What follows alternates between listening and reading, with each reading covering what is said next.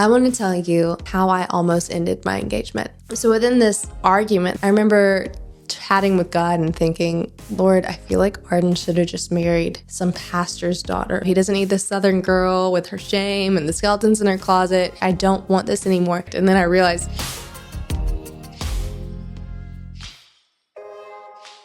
welcome back to the Dear Future Husband podcast. I'm your host, Bevere, and I'm so thankful that you're here. So glad that we are in season 4 of the podcast. Maybe this is your first one. Maybe it's the most recent one you've been following for the last 4 seasons. Whatever point you've joined in, I just want to personally thank you for a second and say that you are the reason this show continues to grow. And you likely are a woman that's come to the channel, come to the podcast because you're single or dating and you are expectant for your future husband and you want to bless him. Now, I'm going to be real with you. Sometimes we talk about how to pray for him, how to bless it. And it's this beautiful thing of becoming and awaiting. Sometimes we tackle the hard parts of singleness and longing and delays or desires being delayed. But today I'm going to give you a little bit of preemptive wisdom, especially for the engagement season. I don't know how many of you are like me, but I am almost a habitual over-romanticizer, but then over-shamer, or at least I was. I want to tell you about how I almost ended my engagement. Yes, the same engagement to my now husband, Arden, who is incredible and amazing. So you're probably wondering, what happened? What's the tea? Why did you want to end your engagement? I didn't want to, but I almost did because of something that I was almost unwilling to let go of within myself. So today's episode, I want to preemptively help you if you find yourself in this position I found myself in, or maybe it relates to something else that you're facing in your singleness or in your dating or engagement period, maybe even in your marriage. I want to see you freed from shame. So when my husband and I started dating, it did not take very long for it to click with both of us that, this might be the one that God has for me. This could be the person that I choose to spend the rest of my life with. And it was such a beautiful feeling. Honestly, I look back on our dating season and I'm so grateful for the way that it went. I'm thankful for the community that surrounded us, the way our families believed with us and spoke into our relationship, helped guide us and prepare us for the mentors that we had, because it really made for almost a seamless dating, at least compared to what I had experienced in the past, and much to my own discord. This time of dating was much lighter, much easier, and I attribute that to a lot of clarity and growth that we had gone through. I spent my single time, as many of you know that are on the podcast, doing what I called my husband's Bible. This was my time of dedicating my longing for a husband to my actual husband instead of searching high and low of like, hey, someone date me, becoming what I think we call the pick me girl today, or settling for less just because I was anxious and eager to find someone. I turned to my husband's Bible and I just said, Lord, I know that if you have me to be married, that you will bring it forth in your best if I trust you. So help me trust you. I so relate to the Mark 9 dad that's like, God, I believe that you can do this, but also help my unbelief, because the two are fighting each other. That's so real and such a beautiful admittance of, Lord, I'm struggling here. Can you help me to have faith? I want to have faith. Show me what that looks like to trust you. Push me and urge me when I am tempted to lean into doubt or frustration, right? Some of that authentic, not acceptance of it, but admittance of it, I believe helps us to get past it and get out of it rather than pushing it down. So I was in that season of, okay, Lord, you know what? If you're going to do it, I'm going to believe that you're going to do it. And through that time, not only was I praying for my future husband and praying for my marriage and asking the Lord to bless it and bring me to him. That was a big prayer, right? Bring this man to me. But I also was preparing and asking God, hey, what do I need to heal? What are some things that I have believed about marriage or dating that are farce? What are some things that I need to heal?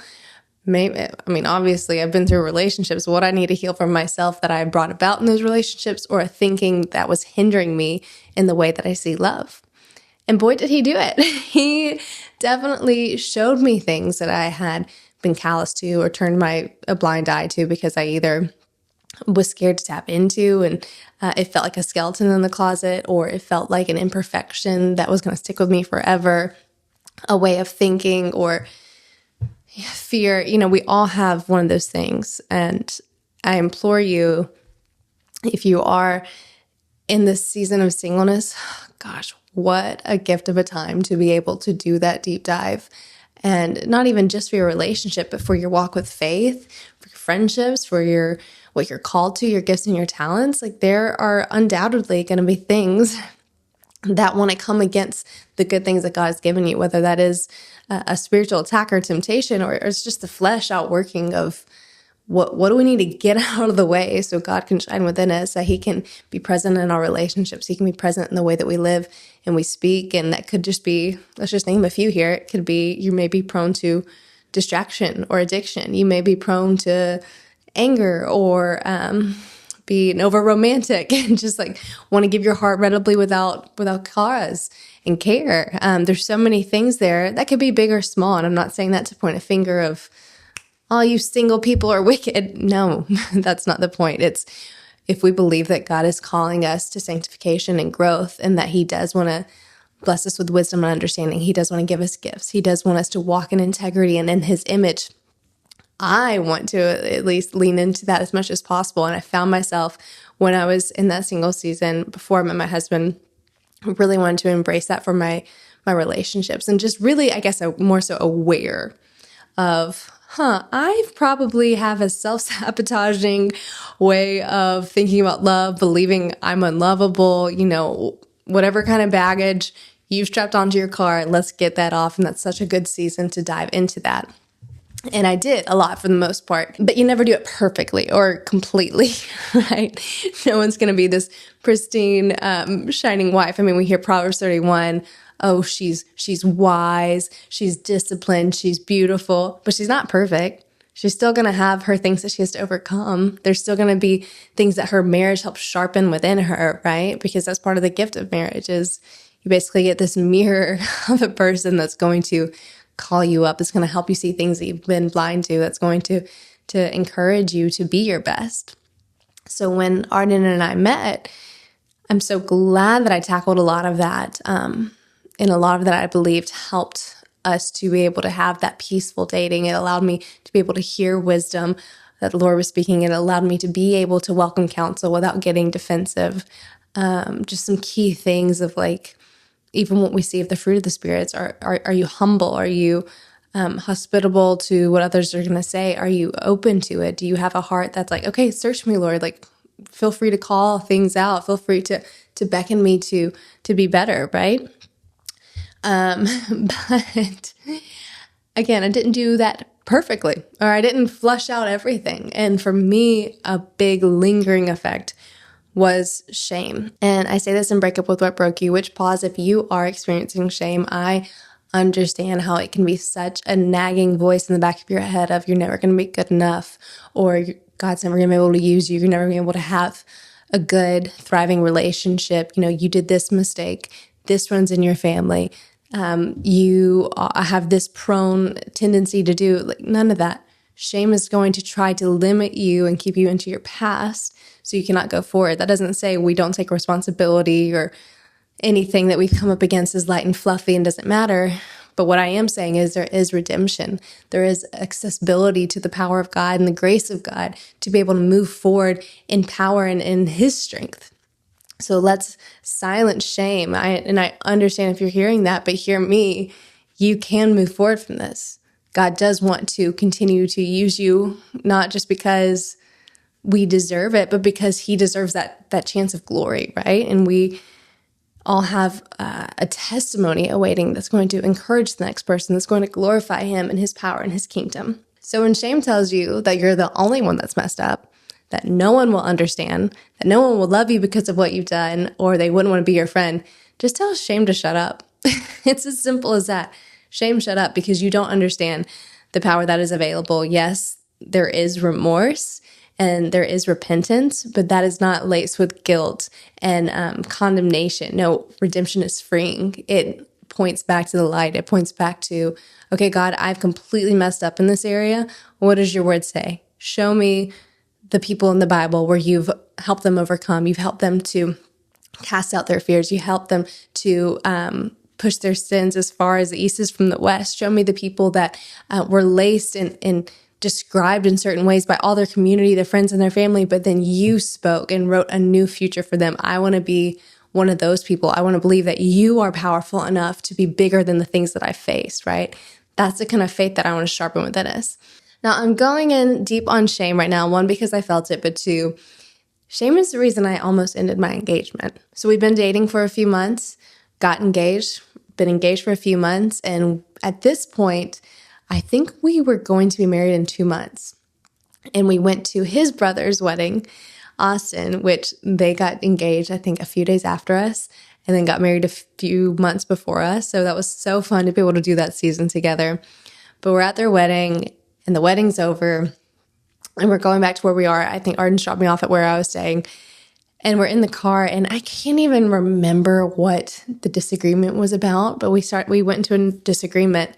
Could be because I actually witnessed a wedding and started thinking about ours and judging up my own things of, oh my goodness, am I going to be a good wife? Can I do this? Did he make the right choice? This man that I look up to so much, does he know how imperfect I am? Is he going to love me forever? Can he really say if he's going to? Because I'm me and I've done this and I'm not good enough of this way. I started, and I don't know why we do this, and it's a real thing, but I think I was confronted with the reality of what my yes to him was, and I said it with so much peace. I was so excited to marry him. I was so thankful for him and all of the promises and promptings that God had said to me and told me and urged within me were coming true, but then there was like this grave reality, this, what's the Julia Roberts movie? Runaway Bride moment where I was like, oh my gosh, okay, well, I have to match this. Like, God's been so good. Arden's such an amazing boyfriend and fiance, and I know he's going to be a great husband. Am I up for that? Like, will I be able to sustain the goodness that God has brought forth? And there was a panic moment in me where shame was like, no, you won't, because you've messed up before. You're going to mess up again. You've had unlovable moments in the past. Like, how can this man love you after all you've done? Just a heap of shame came rushing in as I was faced with this reality of everything that was coming about in 2 months. So within this argument that was probably just coming up from my own frustrations, if we're honest, I remember chatting with God and thinking, Lord, I feel like Arden should have just married some pastor's daughter, like some girl that's never messed up, some girl that's also from Colorado. He doesn't need this Southern girl with her shame and the skeletons in her closet. He just needs like a blonde girl from the West Coast, like something else different than me. You've kind of made a mistake is laughably what I was telling God.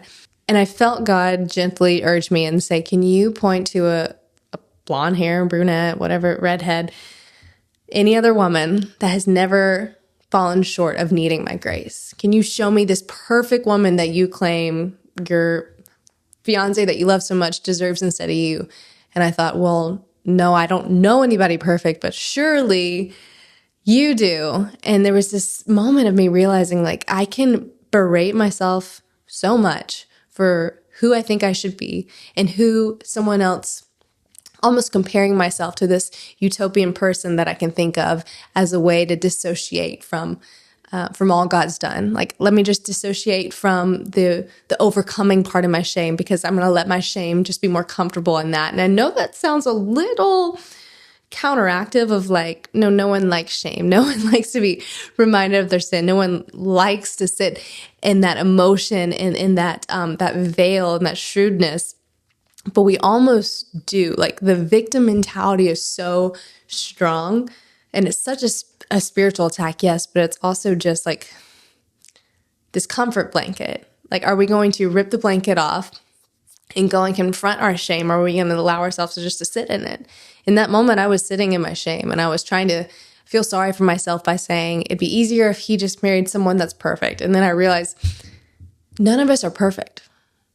No wife, no husband is ever going to be this like spotless person. But I can be and what I want to be and what I do believe my husband deserves is someone that is willing to rise above their shortcomings, someone that is willing to fully welcome that all God wants to do and can do by power of faith and leaning into his mercy. And part of receiving mercy is saying, I have messed up, but you're bigger than that.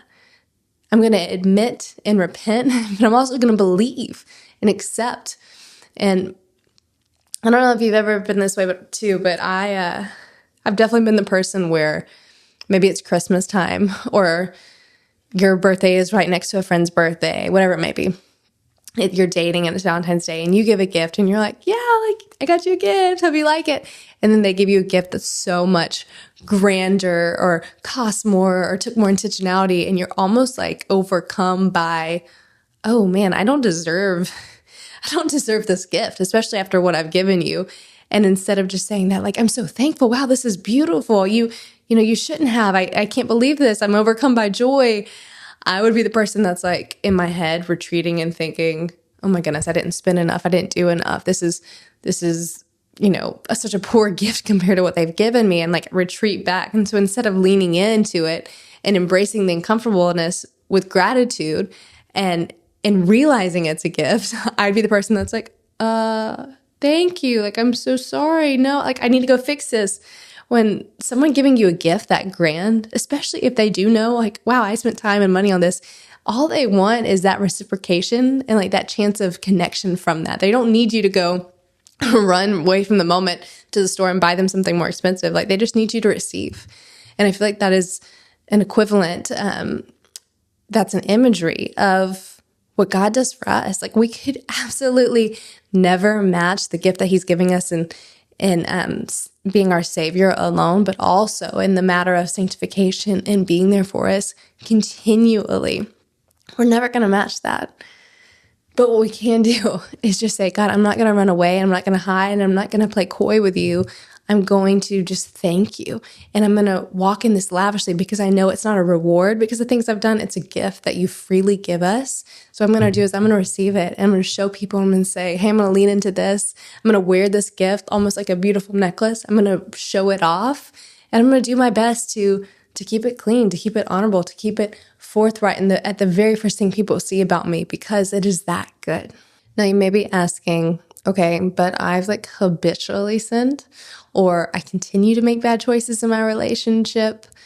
What do I do? Like, how do I do that? How do I overcome shame and even believe that God would give me a good marriage or entrust me with that? I think the first step is just to like rejoice in the overcoming and the gift that is freely given. And if you don't have a full relationship with God yet, maybe you know him or you want to pray with him, but again, like that's those skeletons in the closet or the fear of being wrong, the fear of missing him, whatever it may be, keeps you from being close. I would encourage you just to draw closer. Like the closer I draw to God, the more I'm comforted and the more real and authentic it is. It doesn't feel transactional. So go to him and just lay it at his feet and say, God, this is where I've been. And like, I don't want this anymore. Help me to choose you more. Help me to believe that you are bigger than this and to separate. And the best chain breaker from shame or sin is his presence. Let him rattle those out of you by actually going to him, but it can't be half-hearted. It has to be full on. The power to break shame comes in our belief of God and our receiving his grace and his mercy and his splendor. I want to read you a few verses that embody this well. Romans 10:11 says, for the scripture says, whoever believes in him will not be put to shame. Belief obliterates shame because we have a hope in something other than ourselves. Our hope does not rely on us having a perfect track record or being able to throw off our own sins and purify ourselves. Our hope lies in our belief in him when he said that he will purify us, that he died for us, he made a new way. That's where our hope lies. Isaiah 61:7, this is one of my favorite verses. It hits home every time I'll say it that way. And Isaiah 61:7 says, instead of your shame, you will receive a double portion blessing. And instead of disgrace, you will rejoice in your inheritance. Our inheritance as sons and daughters of God is healing, redemption, heaven. How do you become a son or daughter of God? Is you have to receive that relationship. And that is something that is encompassed with love. It's encompassed with this air of I'm going to completely cast off my identity as sinner and or promiscuous woman or the girlfriend. Like, that's not my identity. My identity is to be a daughter of God. And don't let that be cliche of, it's not like a sticker you put on like, yes, I'm a believer, like a I voted sticker, I got saved. No, it's almost like a wedding analogy, I know, but it's almost like the veil on your wedding day. Like, it's something that covers you head to toe, and you show up different. You look different. You act different. You present different to other people. It's not just like a tiny little sticker. It's an all over attire. It's like a headdress almost. The last part of that verse says that everlasting joy will be yours. And if you have dealt with that habitual, just like regret syndrome, it kind of steals your joy away, doesn't it? It's like, oh man, I'm just constantly thinking of like the shaming experience, like shaking my head at myself. Like, how do I find joy? It's a release. It's a liberation from the past. And so when he takes your shame away and gives you a double portion blessing, you have joy, you have peace, you have serenity as he's taking away the things that tried to steal your joy in the beginning. And it's just this beautiful exchange. Again, that does not make sense, but how freeing and how beautiful and how amazing that's ours to receive. So I have that moment with God of realizing, okay, no one's perfect. I can just keep telling myself that there's someone better and like I'm not going to get any better than this, or I can actually roll up my sleeves and not make myself better, but allow God's purification to work within me. 1 John 1:9 says that if we confess our sins and we let his faithfulness work within us, that he is faithful to purify us completely. And so the tension of leaning into that and trusting it and like grinding our teeth in the purification process, like let that do its full work within you. And again, you're not going to be like this perfect person all by yourself. The goal is not to be perfect. It's to be pure. It's to be free. Like, I think we think so often of purity and like this perfect bride, this perfect catch of a woman, this Proverbs 31 woman, all amazing things to strive to. But you're not going to be perfect as in like, oh, let me present you as if you're the prize to claim and like the story's over. It's almost like the happily ever after ending to a fairy tale. Like, the fairy tale's not over. There's still so much life to live. There's so many lessons to learn. There's still so much that God's going to do in you. And like, thank goodness that he doesn't just try to clean us all up and wrap us with a bow and sell us off to the next bidder. Like, he walks with you through your singleness, through your dating, your engagement, your marriage. And he's constantly calling you higher, like a sweet whisper of like, I can do more. I want to do more. I want to do more within you. I want to bless more. I want to awaken dreams and ideas. And that's going to require more growth. So I'm having this conflict with my fiance and this conversation with God. And I just realized, okay, Lord, like, you know what? You brought me here. And though I think you probably could have chose someone better for me, for Arden, because I think I'm the world of him, you did choose me. You did choose me. And it's like my fiance mirrored that in that moment. And he was like, hey, you're not your mistakes.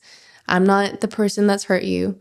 You have not hurt me. Like, there is a chance for us to go forward and continue. Like, I see something within you. I believe that we can have a good marriage. Like, we're committed to this. Like, this is going to be a good thing. It was almost like this tearing of the past from the future, that they don't have to be a carbon copy that is tied to the same. Like, there can be a stretching and a regrowth there. There can be a new story and a new mercy. And as he said it, there's just somehow a weight came off of like, you're right. Like, it doesn't have to be, I'm not tied to what I've done. I'm not tied to someone else's story. I'm not tied to the pain of the past. This is our chance for more. You see something within me. I see something within you. Let's continue that good thing together. And here we are 7 years later. I'm so glad I didn't end my engagement over shame. Can you imagine sacrificing your future because of your past?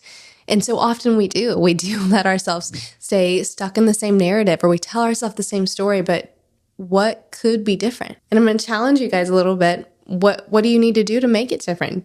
In that time of singleness, I had to really confront some things. Of course, there's some things I was still working on, but I truly believe there's some things that if I wasn't confronted, I probably wouldn't have met my husband, or he might not have wanted me if we did meet. And if I was tied to like let's just say like being passive aggressive or being fearful or being dismissal or being just constantly longing for something else and putting my worth in something other than completely in God. I want to emphasize completely, because it is easy to say you're a Christian and then still have this longing to be desired or to be seen, and that just miscalculate your steps or the way you act, right? But it's just been an incredible almost 7 years. And the love that we have, the relationship we share, the way that we encourage one another, the having our children together, doing this podcast, like anything to share that God's good and He's with us.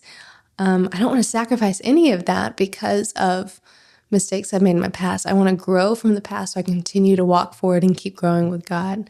And that's available to all of us, and should be the mindset we walk in, more than disgruntling and confusion and in despair because of who we used to be or things we used to choose.